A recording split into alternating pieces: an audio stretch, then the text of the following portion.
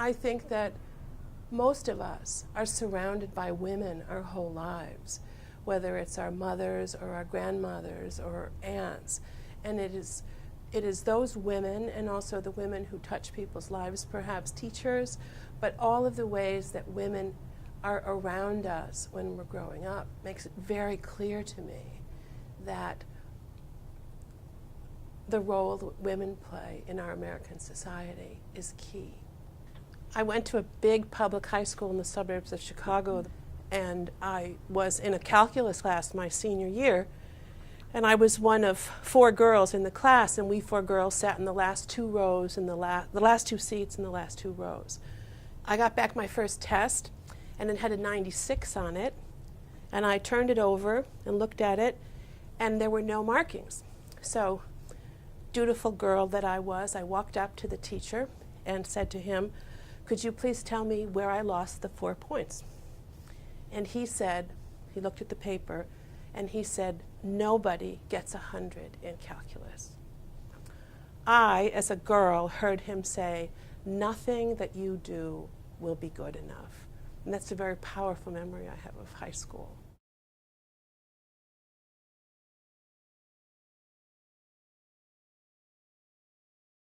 I spent 4 years immersed in a place where girls ruled.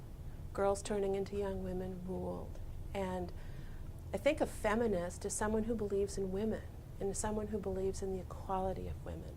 And I went to college at a time when the drums of civil rights were still beating, and the drums of rights for women were getting stronger and stronger. And so it had a profound impact on me, being for 4 years in a place for the first time in my life with people like me.